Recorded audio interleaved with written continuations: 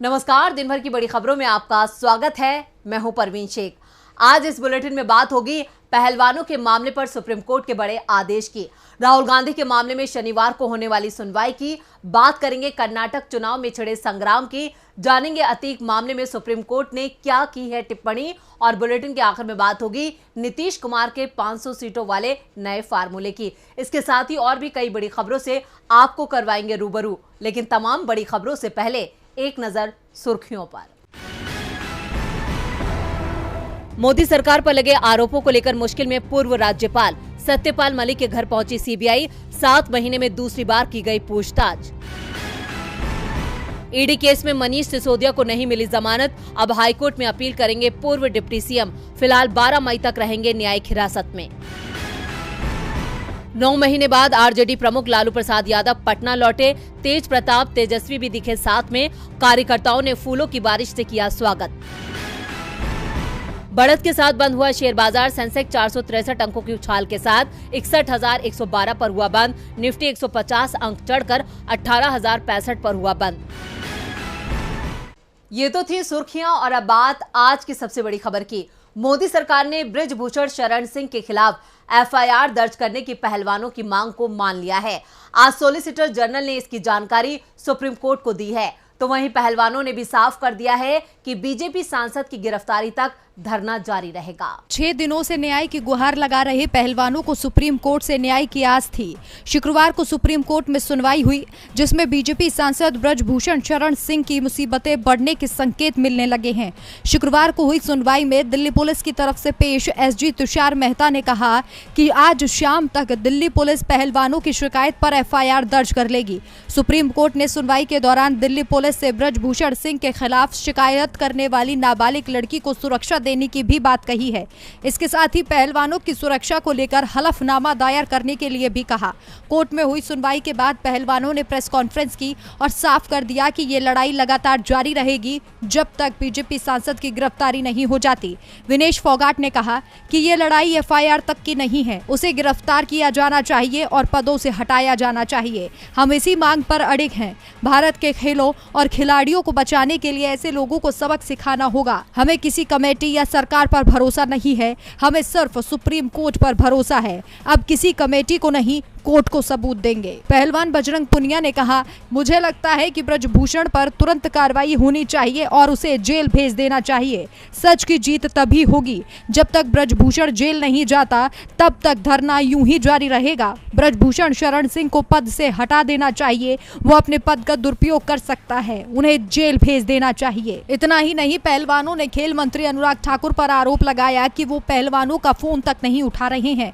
इस बार पहलवान आर पार के मूड में दिखाई दे रहे हैं। पहलवानों की नाराजगी तभी खत्म होगी जब बीजेपी सांसद को गिरफ्तार किया जाएगा। अब अगले शुक्रवार को इस मामले में सुप्रीम कोर्ट सुनवाई करेगा, लेकिन इससे पहले एक सुनवाई गुजरात हाई कोर्ट में भी होगी। मामला राहुल गांधी की सजा से जुड़ा हुआ है। सूरत की निचली अदालत ने राहुल को सजा सुनाई थी, तो क्या है पूरा मामला और सुनवाई से पहले क्यों कांग्रेस दिख रही है परेशान, देखते हैं ये रिपोर्ट। गुजरात की सीजेएम कोर्ट ने मोदी सरनेम मामले में राहुल गांधी को 2 साल की सजा सुनाई है। बीजेपी विधायक पुर्णेश मोदी की शिकायत पर 23 मार्च को कोर्ट ने राहुल गांधी को दोषी ठहराते हुए सजा का ऐलान किया था।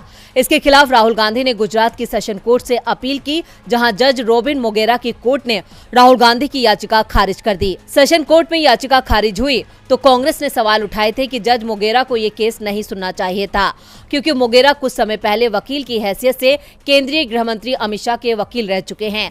अब राहुल गांधी गुजरात हाई कोर्ट पहुंचे हैं, जहां 29 अप्रैल को जज हेमंत एम प्रच्छक की कोर्ट में सुनवाई होनी है। इससे पहले जस्टिस गीता गोपी की कोर्ट में इस मामले की सुनवाई 26 अप्रैल को होनी थी, लेकिन जस्टिस गीता ने थोड़ी देर की सुनवाई के बाद ही कह दिया कि मैं ये केस नहीं सुन सकती, जिसके बाद केस जस्टिस प्रच्छक की कोर्ट में आया है। लेकिन जस्टिस प्रच्छक को लेकर भी कांग्रेस मुश्किल में दिखाई दे रही है। जस्टिस प्रच्छक गुजरात में जन्मे हैं, वहीं वकालत की है और वहीं जज बने हैं। गुजरात हाईकोर्ट की वेबसाइट पर मौजूद उनके प्रोफाइल के मुताबिक 2002 से 2007 तक वो गुजरात सरकार की ओर से एजीपी और एपीपी यानी एडिशनल पब्लिक प्रोसिक्यूटर भी रहे हैं। 2015 से 2019 तक वो गुजरात हाईकोर्ट में केंद्र सरकार के वकील भी रहे और जो मामला राहुल गांधी के खिलाफ है उसमें उन्होंने पीएम मोदी के खिलाफ सीधे सीधे बयान दिया था। निचली अदालत में कांग्रेस की ओर से पेश अधिवक्ता RS चीमा ने तर्क दिया कि केवल एक पीड़ित व्यक्ति ही कानून के अनुसार मानहानि की शिकायत कर सकता है। राहुल गांधी ने जिन 3 लोगों के नाम लिए थे, पूर्णेश मोदी उनमें नहीं थे। राहुल ने ललित मोदी, नीरव मोदी और पीएम मोदी का नाम लिया था और अब कांग्रेस नेताओं को डर लग रहा है मोदी सरकार में सरकारी वकील की हैसियत से कोर्ट में केस लड़ने वाले जस्टिस पृच्छक इस मामले में निचली अदालत जैसा रुख ही ना दिखाएं। कांग्रेस को राहुल गांधी की केस में चिंता है और इसका कारण भी है, लेकिन राहुल गांधी बीजेपी की चिंता बढ़ाने में जुटे हैं।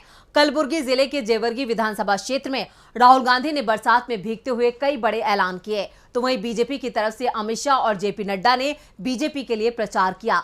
तो कैसे इन नेताओं ने एक दूसरे पर छोड़े आरोपों के तीर, देखते हैं इस रिपोर्ट में। कर्नाटक की सियासी जंग में कांग्रेस की जमीन मजबूत करने के लिए आज फिर राहुल गांधी एक नए अंदाज में नजर आए। आज राहुल ने तेज बारिश में भीगते हुए जनता को संबोधित किया।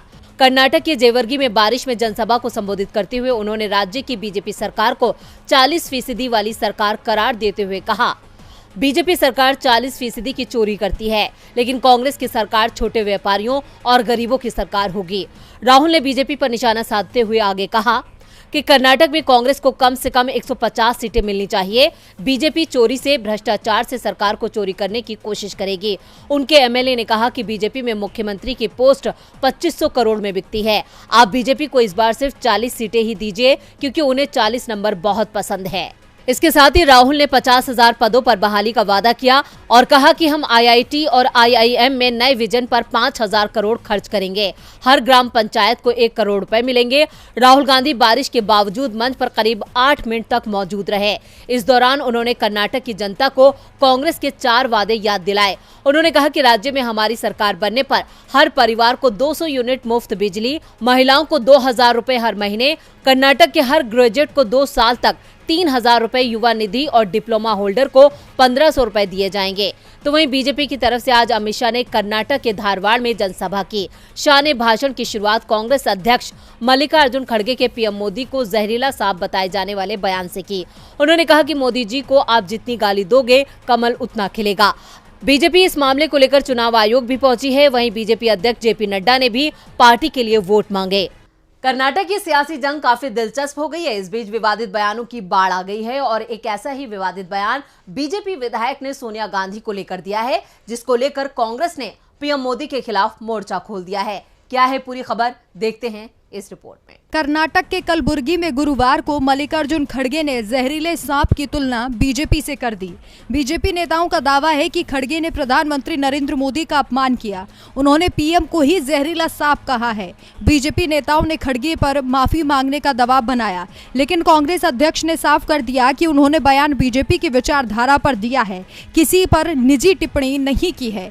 लेकिन इसी बीच बीजेपी विधायक ने जो बयान दिया उससे पूरी पार्टी बैकफुट पर दिखाई दे रही है। बीजेपी विधायक बसनगौड़ा पाटिल ने कहा कि सोनिया गांधी की कांग्रेसी नेता वाहवाही करते रहते हैं, क्या वो विषकन्या है? कांग्रेस ने यत्नाल के बयान पर बीजेपी को घेर लिया और प्रधानमंत्री से माफी की मांग की है। इससे पहले केंद्रीय गृह मंत्री अमित शाह ने कहा था कि कांग्रेस सत्ता में आएगी तो टकराव की घटनाएं बढ़ जाएंगी।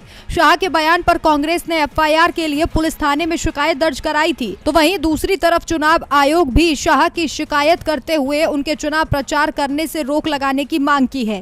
कांग्रेस का प्रतिनिधि मंडल इसे लेकर दिल्ली में चुनाव आयोग से भी मिला है। तो वहीं दूसरी तरफ बीजेपी कांग्रेस से पहले चुनाव आयोग पहुंच गई और खड़गे के बयान को लेकर उनके चुनाव प्रचार पर रोक लगाने की मांग की। इसके साथ ही पार्टी की ओर से कहा जा रहा है कि वो खड़गे के खिलाफ FIR भी दर्ज कराएंगे। कर्नाटक में सोनिया गांधी पर दिया ये बयान बीजेपी की मुश्किलों में इजाफा कर सकता है। तो वहीं मुश्किल में योगी सरकार भी है। प्रयागराज में माफिया अतीक और अशरफ की पुलिस सुरक्षा में जान ले ली गई थी, जिसे लेकर सरकार की खूब किरकिरी हो रही है। विपक्षी दल चौतरफा सरकार को घेर रहे हैं और ऐसे में अब सुप्रीम कोर्ट ने भी यूपी सरकार को फटकार लगाई है।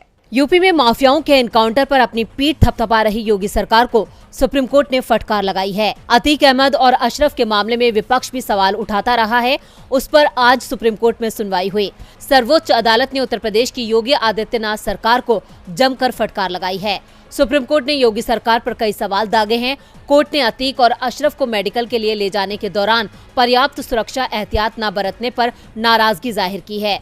सुनवाई के दौरान कोर्ट ने विकास दुबे मामले का भी जिक्र किया। कोर्ट ने सवाल किया कि अतीक अहमद को एम्बुलेंस से सीधे अस्पताल क्यों नहीं ले जाया गया, उन्हें अस्पताल के गेट से बाहर क्यों उतारा गया, जबकि गाड़ी अंदर जा सकती थी।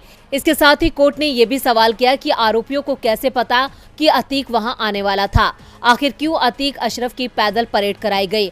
कोर्ट का कहना है कि इन सारे सवालों का जवाब योगी सरकार को देना होगा। इसके अलावा कोर्ट ने विकास दुबे के 2020 में हुए एनकाउंटर मामले में जस्टिस BS चौहान की रिपोर्ट पर उठाए गए कदमों के बारे में भी जानकारी मांगी। कोर्ट ने सरकार को निर्देश दिया है कि वो मामले में अब तक क्या क्या हुआ है, इसको लेकर सर्वोच्च अदालत ने यूपी सरकार को हलफनामा दाखिल करने का निर्देश दिया है। अब इस मामले पर 3 हफ्ते बाद सुनवाई की जाएगी। सुप्रीम कोर्ट के सख्त रुख से योगी सरकार दबाव में है। दबाव में तो महाराष्ट्र के CM शिंदे भी हैं। महाराष्ट्र में जारी सियासी हलचल के बीच शिवसेना के उद्धव ठाकरे गुट को सुप्रीम कोर्ट से बड़ी राहत मिली है। अदालत ने शिवसेना की चल अचल संपत्ति शिंदे गुट को ट्रांसफर करने का आदेश देने से मना कर दिया।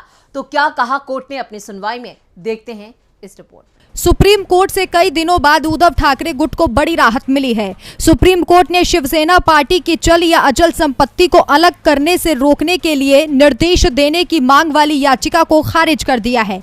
याचिका में ये मांग की गई थी कि इसे नई पार्टी अध्यक्ष को ट्रांसफर कर दिया जाना चाहिए। मुंबई के वकील आशीष गिरी ने अपनी याचिका में ठाकरे गुट को पार्टी फंड ट्रांसफर करने से रोकने के लिए भी सुप्रीम कोर्ट को निर्देश देने की मांग की थी। याचिका में उद्धव ठाकरे गुट के पास मौजूद सभी शिवसेना की संपत्ति एकनाथ शिंदे के नेतृत्व वाली शिवसेना को ट्रांसफर करने की मांग की गई थी, जिसे आज देश की सर्वोच्च अदालत ने खारिज कर दिया। कोर्ट ने वकील आशीष से कहा कि ये किस तरह की याचिका है और इसे दायर करने वाले आप कौन हैं। कोर्ट ने कहा कि ये याचिका विचार करने योग्य नहीं। याचिकाकर्ता आशीष गिरी ने कहा था कि ये याचिका सुप्रीम कोर्ट से इसलिए दायर की गई है क्योंकि उसने ठाकरे और शिंदे गुट के बीच विवादों से जुड़ी कई याचिकाओं पर सुनवाई की है। उन्होंने चुनाव आयोग के आदेश का हवाला देते हुए कहा कि शिवसेना की सारी संपत्तियां शिंदे गुट को दे देनी चाहिए, जिसे शीर्ष अदालत ने खारिज कर दिया। आपको बता दें कि पिछले साल यानी जून 2022 में शिवसेना जब दो फाड़ हुई थी, तब से दोनों गुट सुप्रीम कोर्ट में लड़ रहे हैं। 16 मार्च को शीर्ष अदालत ने उद्धव ठाकरे गुट और एकनाथ शिंदे गुट की ओर से एक दूसरे के खिलाफ दायर याचिकाओं पर फैसला सुरक्षित रख लिया था। ऐसे में माना जा रहा है कि जिस भी दिन कोर्ट का फैसला आएगा, महाराष्ट्र सरकार के सियासी भविष्य के लिए वो काफी अहम दिन होगा। और बुलेटिन के आखिर में बात CM नीतीश कुमार की रणनीति की। 2024 के लिए CM नीतीश ने एक नया फार्मूला पेश किया है, जिसके मुताबिक तमाम राज्यों में विपक्ष की तरफ से एक सीट पर एक उम्मीदवार उतारा जाए। तो क्या है पूरी खबर, देखते हैं इस रिपोर्ट में। जब देश में इंदिरा गांधी की आंधी चली, तब भी महागठबंधन की तस्वीर उभरी। जब अटल बिहारी वाजपेयी की सरकार जमी, तब भी विपक्षी दलों की ताकत दिखी। और अब देश में मोदी सरकार है, इसके खिलाफ भी महागठबंधन की कोशिश तेज हो गई है। इस गठबंधन को मजबूती देने के लिए कांग्रेस से लेकर नीतीश तक ताकत झोंक रहे हैं। यहां तक कि एक के बदले एक का फॉर्मूला भी तैयार किया जा रहा है। दरअसल बिहार के मुख्यमंत्री नीतीश कुमार ने पिछले दिनों कांग्रेस लीडरशिप से मुलाकात की। इसके बाद वो बंगाल की मुख्यमंत्री ममता बनर्जी से मिलने के लिए कोलकाता पहुंचे और लखनऊ में अखिलेश यादव से उन्होंने मुलाकात की। इस दौरान उनके साथ तेजस्वी यादव भी मौजूद थे। इस तरह कई दलों के साथ नीतीश कुमार ने संवाद किया है और 2024 के लिए एक के बदले एक का फॉर्मूला लागू कर दिया है। इस फॉर्मूले के तहत हर सीट पर बीजेपी के मुकाबले विपक्ष का एक ही उम्मीदवार उतारे जाने का सुझाव दिया गया है।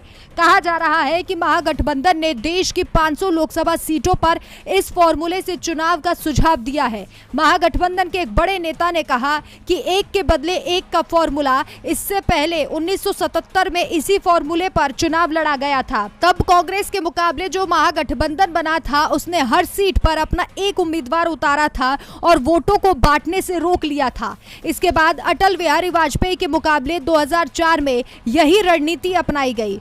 कई क्षेत्रीय दलों के साथ मीटिंग के बाद जून तक इस फॉर्मूले का ऐलान हो सकता है। अब विपक्षी दलों ने तो महागठबंधन को मजबूत करने की कोशिश शुरू कर दी है, जिससे जाहिर तौर पर मोदी सरकार की राह मुश्किल होगी। तो आज इस बुलेटिन में बस इतना ही। देखते रहिए DB लाइव। नमस्कार।